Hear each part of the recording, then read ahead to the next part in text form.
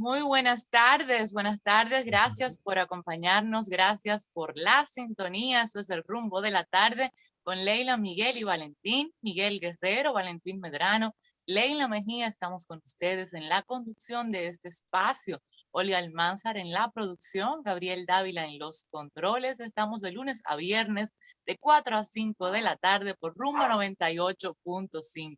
Estamos también en la internet, en la página www.rumba985fm.com. Perro también nos acompaña hoy en la conducción del programa.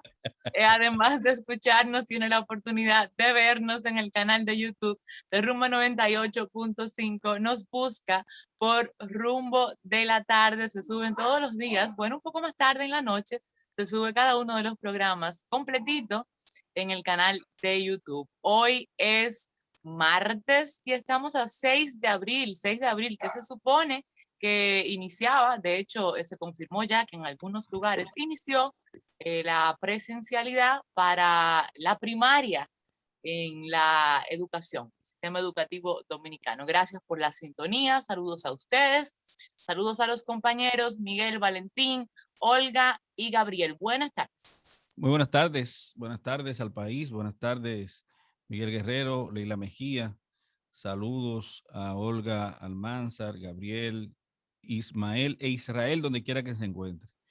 Querido Miguel. ¿Cómo es? ¿Que Miguel qué? A ver si lo oigo, Miguel, te oigo. Sí, claro, claro. No, porque a veces tú sabes que tu micrófono a veces de entrada no te oigo de una vez. Bueno, pero ahora te oigo. Don Miguel, bienvenido. Bienvenido. Mi segundo nombre es Elías, no bienvenido, pero está bien. Miguel Elías Guerrero. Bueno, bienvenidos a todos, a Leila, a Valentín, a Olga, a Gabriel y a todos los amigos de Rumba 98.5. Tuve una información de fuente extraoficial, ojalá no sea cierto, que ya tomaron una decisión con relación a la elección del defensor del pueblo. Triste. Y aparentemente va a caer en el señor Merán, que es un alto dirigente de la Fuerza del Pueblo, o en el señor Fidel Santana, que es un aliado del gobierno. Sería una pérdida muy grande para la institucionalidad dominicana que estas cosas se tomaran entre bastidores e incluso contrario a la ley. Y ya hemos tenido algunos ejemplos muy penosos y muy preocupantes de la poca importancia que se le prestan a la institucionalidad y a la observancia estricta de una ley. Por ejemplo, la designación del señor Arnaud como director de INAPA, que no le correspondía por su condición de abogado. Modificaron la ley para permitir 7 meses después de que él ocupara legalmente un puesto y no provisional. Y también ocurrió con el instituto o ¿cómo se llama? O la Dirección de Aviación Civil, donde específicamente la ley establece las condiciones y el perfil de la persona que tiene que ocupar la administración de ese departamento importantísimo para el turismo dominicano y para la navegación aérea en sentido general. Sí, mira, tristemente es algo que le habíamos advertido en este mismo espacio y en otro espacio a Pablo Ulloa, que a título personal puedo decir, y sé que algunos de ustedes lo comparten, quizás todos, que es el único defensor que yo hubiese querido que me defienda en esa posición. Sin quizás. Sí, es el único defensor que yo hubiese querido que me defienda. Es el favorito del pueblo. Sí, fue el mejor de los aspirantes. La mejor calificación y de la terna es el único que realmente cumple con la ley, pero tristemente le habíamos advertido que lo más probable es que eso pasaría. O sea, es terrible, pero no sorprende. Eso es lo peor, es terrible, pero no sorprende. Probable que pase. Y la paradoja es que, por ejemplo, Miguel, con el tema de la Junta Central Electoral, muchos objetamos a personas como Eddie Olivares con una inmensa capacidad para haber sido presidente de la Junta, porque mira, a Eddie Olivares no se le cuestiona su inmensa capacidad para haber sido presidente de la Junta, jamás la pondría en duda por la afiliación política.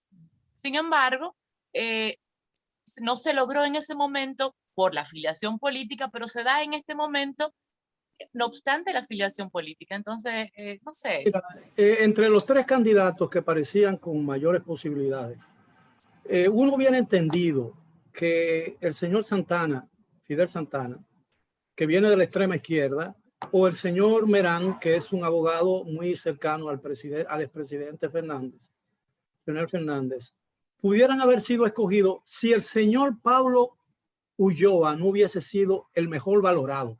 Incluso en el examen que se hizo, y eso es una especie de examen también, una supervisión, quedó con mejores notas que los otros dos. Es decir, que no hay ninguna justificación en el caso hipotético que haya sido escogido otra persona. Sí la hay, Miguel. Sí la hay. Bueno, pero yo quiero... El 15 de octubre del año pero yo 2020. quise hacer la salvedad. Sí, pero yo quiero ir en ese mismo derrotero. No, yo pero déjame terminar. Yo Yo quise hacer la salvedad antes de dar la información de que me había enterado extraoficialmente de ese asunto y que esperaba que la información fuera falsa.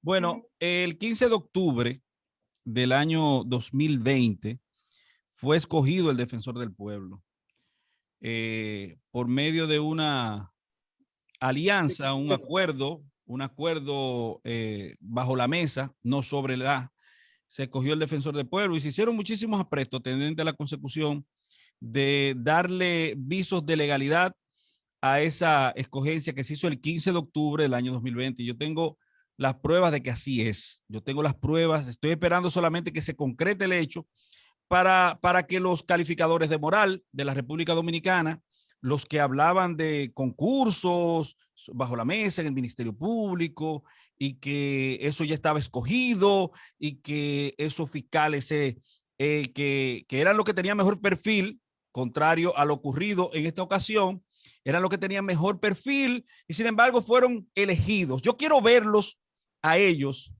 en esta realidad de imposición que se ha dado, de tratativas, de pactos políticos en órganos que sí son institucional y constitucionalmente órganos llamados a ser independientes. Estos órganos son llamados a ser independientes, no como el Ministerio Público, que no es independiente según la Constitución de la República. Eso lo decimos todos los días que podemos, todas las veces que podemos.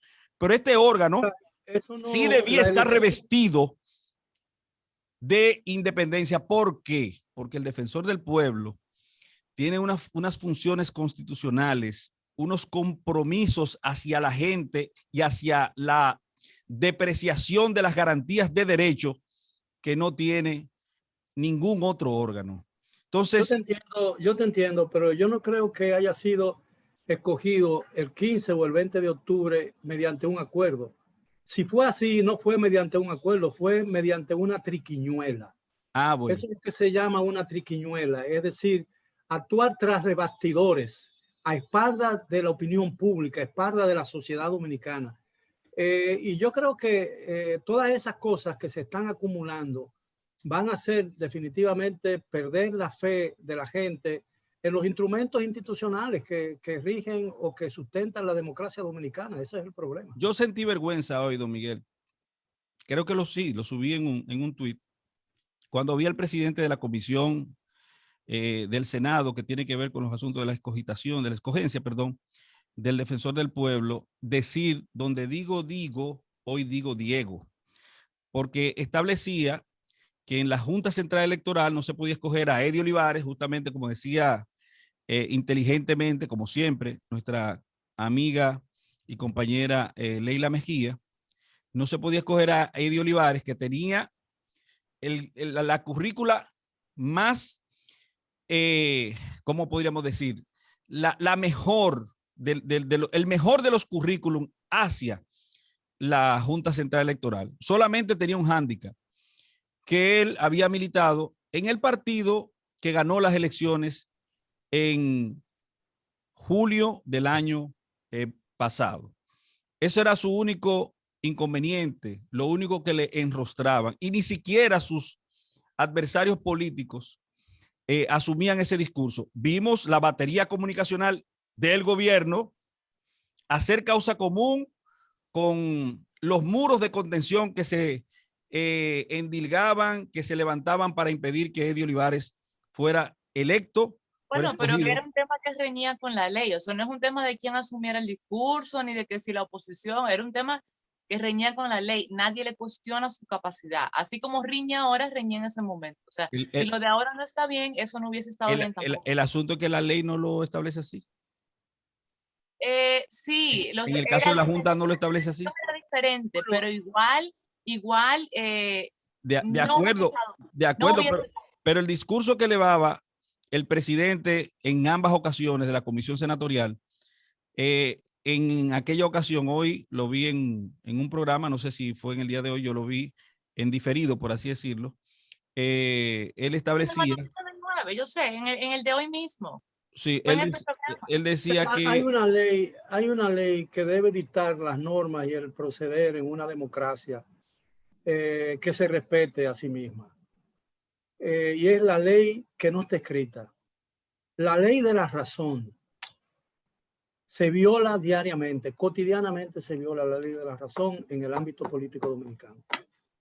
Y eso es una verdad. Esa ley es más poderosa que todas las leyes escritas, incluso por encima de la Constitución de la República. Hay un sistema que prioriza en ese tipo de legislación consuetudinario, por así decirlo, que es el que rige en los Estados Unidos y en Inglaterra, el Commonwealth, que tiene que ver específicamente con la forma consuetudinaria en que se solucionan los conflictos jurídicos y en qué forma, como usted dice, la razón, pero la razón en el ámbito del derecho constitucional entra a jugar, entra a tomar cuerpo cuando dos derechos chocan, dos derechos del mismo grado, de la misma valía, chocan entre sí. Entonces, el principio de razonabilidad dará a uno de los dos gananciales en términos constitucionales. Pero lo cierto es que cuando vi a este señor decir, ayer no podíamos escoger a Eddie Olivares por esta razón, pero lo que la ley dice, ahí fue que me gustó, tratando de interpretar. La ley dice que no haya militado, no que no haya militado, sino que no milite en el momento. Entonces bastaba, como le dijo uno de los presentadores, de los comunicadores que ahí participan, pues bastaba, como ocurrió la vez anterior, que se asumiera que Eddie Olivares no pertenecía al PRM porque él pidió una licencia, como pasa ahora con uno de los candidatos que simplemente, o no sé si pasó con Merán, no sé si Merán renunció, yo sí sé de Fidel Santana que renunció a su condición de presidente de un partido político para optar, específicamente para optar por el puesto de defensor del pueblo. Hizo, pero eso es una cartica, eso es lo de menos. Sí, pero con Eddie Olivares esa cartica le llevó incluso a que el presidente de su partido, cuando él intentó volver a su partido, cuestionara la posibilidad de reintegro al partido. Hasta ahí se llegó, o sea, hasta esos extremos se llegó en ese caso. Ahora el asunto es más flexible, aparentemente menos importante, según ellos, porque hay que decir las cosas claras como son. En la Junta Central Electoral, los diferendos que hay es entre políticos, entre partidos políticos. Por eso un político podría fácilmente ser árbitro de los asuntos políticos de los partidos políticos. Pero ahora es un asunto atinente al pueblo dominicano y sus intereses y sus derechos. No es lo mismo. Yo pienso que hay en la vida política, no así en la vida, bueno, en muchas otras actividades de la esfera humana, que hay cosas que tienen un fin. Yo fui de las primeras entrevistas que yo hice en televisión, cuando yo ingresé en la televisión en 1985, 1986. Estamos hablando de 35 años, ¿no? Fue Eddie Olivares, que era un político que estaba surgiendo, muy joven. No en el 85 ni el 86, pero a comienzos de los años 90, por ahí. Yo lo recuerdo perfectamente. Y yo tengo por él el mayor de los aprecios. Y sé de su inteligencia, de su capacidad y todo, pero llega un momento, ya él fue presidente de la Junta Central Electoral. No, miembro. Puede volver. Miembro, pero ya él estuvo ahí, no puede. Es decir, todo tiene como, no sé, hay un límite para todas las cosas en la vida. Establecer la no reelección en todo. Bueno, para algunas cosas, Valentín, porque hay una generación nueva que está surgiendo, hay una oportunidad. Hay una cosa, don Miguel, que se llama carrera. Por ejemplo, usted dentro del periodismo tiene una carrera periodística. Hay una meta que usted pretende alcanzar como periodista. Sí, pero hay una en la política grande. Y en la administración pública hay carreras y propensiones y proyecciones. No, Valentín, es diferente. Es diferente porque lo que Miguel hace, por ejemplo, como periodista, lo que Miguel hace no se le impone a un grupo de personas. Por ejemplo, si Miguel está hablando aquí en este programa, o Miguel está hablando en Conexión 32, o Miguel escribe para el periódico El Caribe, o está hablando en su programa de CDN, al que no le guste lo que Miguel dice, lo que Miguel escribe, apaga la televisión. no lo sintoniza, o no lo lee, Claro. o no lo sigue en las Nadie redes. está obligado a leerme. Incluso Sin yo, embargo, mientras menos gente me lee, yo no escribo para todo el mundo. Es decir, y cuando yo digo para todo el mundo, no estoy diciéndolo en términos peyorativos ni en términos sin depresivos. embargo, las decisiones que toma una institución pública, o las decisiones que toma Afecta el a todo el presidente de mundo. un país, son vinculantes para un país. Entonces, no Exactamente. es lo mismo que la carrera de un periodista. Es algo muy Pero distinto. incluso la carrera de un periodista, yo estoy convencido de que si bien yo no he perdido mucho en el ejercicio escrito del periodismo, porque en los últimos años he escrito algunos de mis mejores libros y uno de los libros que han requerido más estudio y más cosas, pero yo siento que en televisión y en la radio yo no soy el mismo, ¿entiendes? Porque la edad tiene un precio. Ah, pues yo creo que sí, Miguel, que tú fluyes mejor ahora conmigo. No, eso lo piensas Fluye tú mejor. por afecto, por cariño, porque pues, tú lo dices por cariño, por afecto, porque nuestras vidas quizás se cruzaron demasiado tarde. Porque tú fluyes mejor conmigo. ¿Oíste eso? ¿Dije no? ¿Oíste eso? Lo de demasiado tarde, Valentín. Oí y escuché también lo de fluir Que no lo mejor oiga mi esposa, en que no lo oiga función mi de ella. esposa. No, pero no se trata de eso. En Dime, función Miguel, que tú no fluyes mejor conmigo. es un mejor Bueno, guantú. pero lo que quiero decir es que llega un momento en que uno ha pensado incluso en el retiro. No me he retirado porque no puedo. No. Tengo que seguir trabajando para poder seguir subsistiendo y Sí, vivir. porque yo no te voy a dejar. No, lo que quiero decir es que hay actividades en la esfera política dominicana que todos tienen. Muchos de los males de nuestro país es la prolongación del ejercicio de un poder.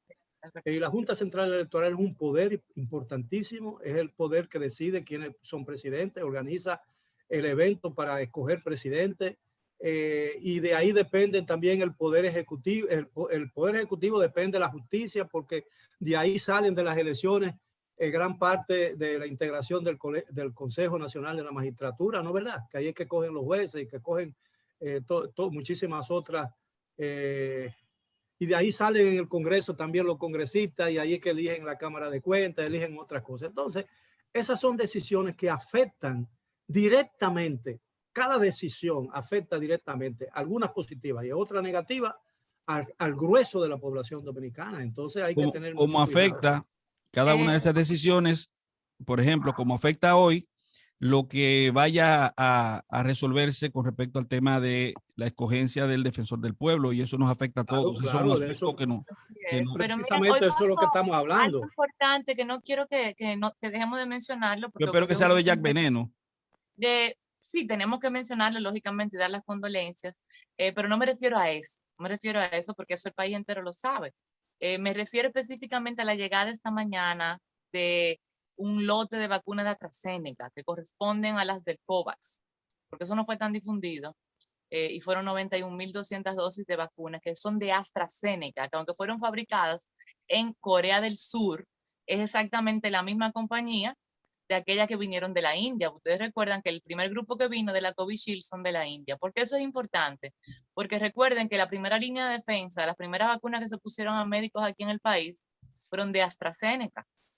Entonces esos médicos estaban en una especie de limbo, había una gran preocupación porque como no se almacenaron, como se había dicho al principio que se iba a hacer el otro ministro que teníamos, Plutarco Arias, en realidad no se hizo de esa manera. Esa gente estaba con la mano en la cabeza pensando qué va a pasar conmigo, porque no se tenía guardada aquí una segunda dosis, pero ellos tenían una primera dosis puesta ya de AstraZeneca. Entonces, al tener ese grupo ya aquí en territorio dominicano hoy de 91.200, esas no son para ponerle primera dosis a gente que no ha ido. Esas son para ponerle segunda dosis a esa primera línea de defensa que recibió primera dosis. Tú me permites, ¿sabes cuál es? Con la llegada de esa vacuna se resalta la importancia de que se usaran todas las vacunas. Déjame decirte por qué, y no se guardaron. Porque ahora se van a vacunar a todos los que se vacunaron. Exacto. Claro. Si se hubieran vacunado todos los otros, hubiera una parte que no estuviera ni siquiera la primera. Yo creo que eso fue inteligente. Y yo creo que ahí ha habido opiniones de gente del sector privado que ha ayudado. Bueno, todos esos médicos vienen del sector privado, muchos de esos médicos de Santiago, ¿no? Que forman parte de esta administración. Sí, sí. Este es un gobierno tan de Santiago que yo no dudo que algún día alguien en Santiago piense que la capital debería mudarse para el Cibao Central. Hay gente que lo ha pensado. Abel Martínez seguro que en algún momento ha querido llevarte la capital para allá. O llevárselo para Dajabón para estar más cerca de los haitianos y pedir él personalmente el ingreso de los haitianos. Abel, no, Abel Martínez. Para él personalmente encargarse del que no entren los haitianos. Sí. No, porque si algo muy bueno tiene Abel es que es bastante nacionalista, déjame decirte. Pero, Miguel, tú dijiste algo esta mañana y yo estuve investigando a propósito de que el ministro de Salud lo confirmó, la denuncia. ¿Te acuerdas que tú mencionaste en Conexión 32 la denuncia que hizo el Colegio Médico? Que yo te dije que ellos tenían que aterrizarla, o sea, que dar detalles porque es una denuncia seria, no es cualquier cosa, eso es serio. Colegio Médico, sentido de que estaban vacunando una segunda dosis que no correspondía a la primera. Colegio Médico dijo que habían algunos casos, sobre todo en algunas provincias del sur, particularmente Pedernales, que le habían puesto a médicos la dosis de una segunda dosis de una cuando le habían puesto una primera dosis de otra. Yo te decía, pero ¿de cuál y cuál? No habían detalles. Pues resulta que cuando le preguntaron al ministro de Salud, Daniel Rivera, él sí dio los detalles y confirmó la denuncia. Y no tuvo un buen manejo comunicacional y yo lo voy a ayudar aquí. Yo lo voy a ayudar. Él dijo, algunos de esos médicos que se le había puesto la AstraZeneca, porque la primera línea se manejó con eso, con la Covishield, fueron antes de tiempo, porque recuerda que lo que te he dicho, y lo he dicho aquí en este programa también, el plazo de la Covishield no es de un mes como la China, no es de un mes, ese plazo de 3 meses entre una dosis y la otra. Fueron antes de tiempo a vacunarse, error de ellos, y se la pusieron, error del que la puso, o sea, hubo un error compartido, del que fue a ponérsela y del que se la puso, ahí todo el mundo lo hizo mal. ¿Cuáles son las consecuencias de eso entonces? Entonces, yo estuve investigando para no venir aquí a hablar disparate, ¿verdad? Eso se llama mix and match, o sea, mezclar y combinar. El año pasado, el Centro de Control de Enfermedades de Estados Unidos y otros organismos similares en otros lugares del mundo, como el Reino Unido, y luego la OMS, tomando esas investigaciones, también lo dijo, habían descartado la posibilidad de hacer eso, decían que no era efectivo. ¿Qué sucede? Este año, o sea, ahora mismo, porque estamos en abril apenas, iniciando abril, este año retomaron en varios lugares la investigación del mix and match a ver si se podía hacer. ¿Por qué la retomaron? Por el cuello de botella que hay y el problema de acceso y de compra que se ha presentado en el mundo, de que a veces llega un lote de una fabricante, a veces llega un lote de otra, a veces no llega. Se retomó la investigación. Puntualmente en Reino Unido, en marzo, comenzaron estudios clínicos y ensayos para probar el mix and match, o sea, una de una y otra de otra. Y está en curso la investigación, o sea, no se sabe si eso puede ser efectivo. Bueno, yo de un principio... Sí se sabe son 2 cosas, ya para concluir, 2 cosas se saben. Uno, que se ha hecho antes. Se ha hecho antes con otro tipo de vacunas en el mundo. Y 2, que no le va a causar ningún daño. O sea, que hay que ver si va a ser efectivo, pero no le va a hacer daño. Esos médicos no van a tener problemas. Yo siempre he dicho que el COVID-19 el legado del COVID-19 quizás no sea tan malo como la enfermedad misma. Y es que si el hombre aprende de sus errores y de la experiencia histórica, se supone que en el futuro, cuando se presente una situación similar como esta, todos los laboratorios y todos los países tienen que trabajar unidos para homologar una receta o una medicina, un medicamento que sea capaz de enfrentar o encarar una enfermedad. Si eso se hubiera logrado y no estuviera el interés pecuniario de los laboratorios e incluso de algunos países también en particular, hoy en día la pandemia el mundo estuviera en una posición de ventaja frente a la enfermedad. Yo no quisiera resultar ser... Que no parece ser. Don Miguel y Leila, no quisiera resultar ser ni sonar como uno de esos teóricos de conspiración, pero si ayer los estudios establecieron indefectiblemente el cuello de botella, porque es muy bueno ahora decir, espérate, ahora hemos descubierto que no, lo que dijimos ayer, no, eso estábamos equivocados. Ahora los estudios dicen que el mix and match, como establece Leila en su perfecta pronunciación del inglés, ahora sí funciona. Sí, nos dimos cuenta. ¿Pero para qué? ¿Para resolver el problema del cuello de botella o para simplemente tenernos a nosotros una especie de placebo colectivo?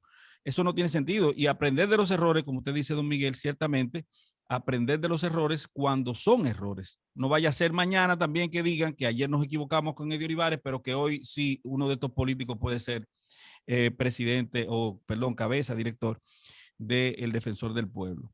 Yo quería... El hombre no aprende de sus errores. Mira, cuando terminó la Segunda Guerra Mundial, se pensó que iba a ser la última. ¿Cuándo terminó cuál? La primera. Cuando terminó la Segunda Guerra Mundial, se pensó que iba a ser la última. Y no es la última. Y sobre las cenizas de esa guerra surgió una tercera guerra potencial, que es la más destructiva, que será el fin de la humanidad, la guerra nuclear. Claro. Entonces, los hombres, los seres humanos no aprendemos. Y vivimos haciéndonos un daño permanentemente. Claro. A veces intencional, a veces sin intención, pero no importa la intención, siempre el daño es el mismo. Mira, antes que Valentín cambie el tema, un cambio radical. Que yo sé que tú lo vas a cambiar, quiero recordarle a la gente que ese primer... Pero Valentín, la jefa quieres tú. Él no puede estar cambiando. No, yo quiero recordar que ese grupo que llegó de 90,000 vacunas del COVAX, que es el mecanismo regional de la OPS, no equivale ni al 20% de la vacuna que nos tocan a nosotros del COVAX. Nosotros nos tocan medio millón. Sí, 540,000. Exacto, o sea, más de medio millón. Significa que todavía quedan pendientes por llegar 450,000 y que son de AstraZeneca. Yo sé que la gente, porque lo he leído en muchos sitios y converso con gente, está muy mortificada por todo lo que ha salido de AstraZeneca. Y hay gente que ya está diciendo, si es AstraZeneca no me la pongo. Pero aunque sí ha habido estudios de algunos riesgos de AstraZeneca con el tema de los trombos, estadísticamente son posibles efectos secundarios muy bajos, o sea, tan bajos como lo que representa en términos de trombosis también, el efecto, la posibilidad de como efecto secundario para una mujer que toma píldoras anticonceptivas. O sea, para una mujer de mi edad que toma anticonceptivo, el riesgo de que cause trombosis es el mismo que ponerse la vacuna AstraZeneca. Yo me la pongo hasta del Bravo. El Bravo no es que hace todos los productos, hasta de ahí, una vacuna de ahí me pongo yo. No, déjame decirte, el salchichón y la mortadela del Bravo, el salami del Bravo es de carne, de verdad. Ahora sí, verdad que no mandó una factura así, mira, grandísima. Señores. Mira, lo de bajo tiene un doble significado. Cuando es de higiene, sí, no se refiere a la higiene, no es muy bueno, pero cuando se refiere al mundo lírico, un buen bajo es una cosa espectacular. Un riesgo poco significativo. O sea, la OMS justo hoy dijo que los beneficios superan con creces los riesgos y por ende ellos mantienen la recomendación de su uso. Claro. O sea, es lo mismo para mí, que tengo 38 años, el riesgo tomar anticonceptivos, el riesgo de trombosis, tomar anticonceptivos que ponerme la vacuna AstraZeneca. O sea, yo quiero hacer una aclaración para los que llevan anotaciones. Por lo del bajo, porque también uno se baja cuando le disparan, ¿verdad? Sí, porque el bajo es un registro de la voz. Sí. Hay soprano, tenores, barítono y bajo. Mezzo soprano, hay contralto.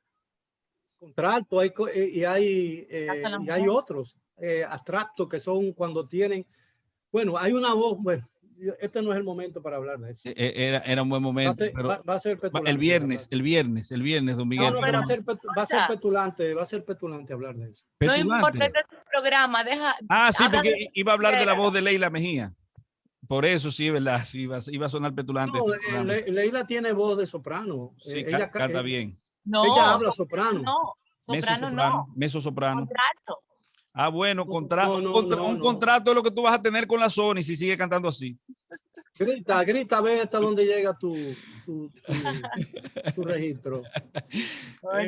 Miren, así entre una cosa y otra, en la República Dominicana llora la muerte de Rafael Antonio Sánchez, Jack Veneno. Jack Veneno, ¿quién lo diría?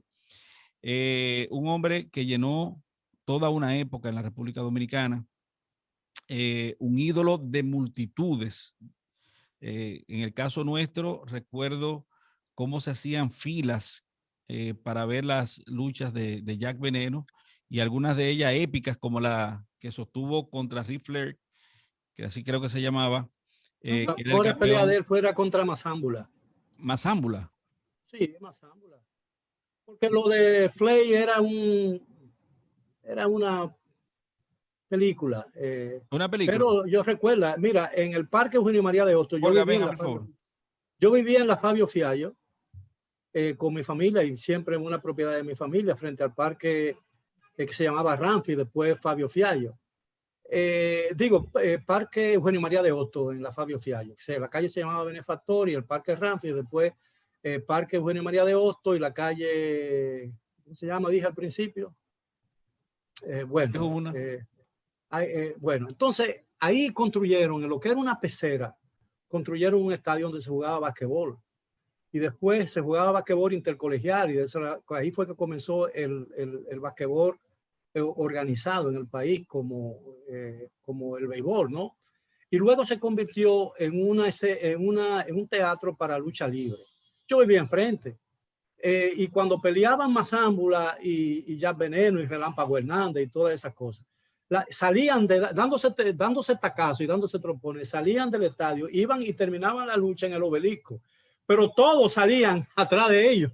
Dale, Mazámbula, dale. Y había un luchador que se llamaba el Vudú, bajito, muy ágil, que se le iba entre las piernas a la gente. Tenía una facilidad, era esponjoso porque se le zafaba a la gente, que tenía una llave mortal, que le decían el dominico haitiano, el Vudú. Y entonces cuando él agarraba a una gente por el cuello, el público le decía, dale grajo, Vudú, dale grajo. Bueno, una llave mortal. Tenemos a Olga Almanzar aquí, y ella me decía algo muy interesante, simbólico, de lo que Jack Veneno representó para esa época, y me gustaría que ella lo comparta con nosotros y con el público. Olga. Primero, buenas tardes a todos, y segundo, decirle que lo haré breve porque ya nuestro invitado está en la sala para darle paso a Leila para la presentación. Pero déjate ver. Yo le decía a Valentín, claro, por referencias que tengo de la situación y cosas que he leído, porque no soy de la época, pero yo entiendo que es un fenómeno lo que ocurre con el personaje de Jack Veneno. Hoy en la calle todo el mundo hablaba de la muerte de Jack Veneno, y cuando yo me puse a analizar, en esa época en que se desarrolló todo este espectáculo, donde había tanta pobreza, tanta desigualdad social, Jack Veneno era una especie de símbolo. Allí donde los buenos nunca ganan, Jack Veneno era el bueno para el pueblo y siempre ganaba. Entonces, eso era como una especie de un respiro social. Más que otra cosa, yo entiendo que la gente lo asumía como un respiro social. Era una forma de tener un espacio controlado donde el bueno sí ganaba. Y por eso yo creo que se convirtió en un referente, se convirtió en nuestro superhéroe. Para muchas generaciones, para mucha gente en las redes sociales, en la calle, Jack Veneno fue parte de lo que es el concepto de superhéroe que tiene el dominicano. Y qué bonito que él haya dejado ese legado, qué bonito que la gente lo recuerde, qué bonito que la gente repita las frases que se hicieron famosas en esa época. Yo no viví esa experiencia, pero me parece muy tierno lo que ha sucedido con el fenómeno de la gente recordar quién en vida se llamó Jack Veneno. Me parece que es todo un fenómeno, y la gente lo recuerda con mucho, mucho cariño. Creo que por eso la gente se identificaba con esa parte del espectáculo donde el bueno siempre ganaba. Porque si alcanzamos a tener 2 horas del programa, tú tienes necesariamente que formar parte del programa y ser, en vez de un trío, ser un cuarteto. Con gusto. Cabildea eso.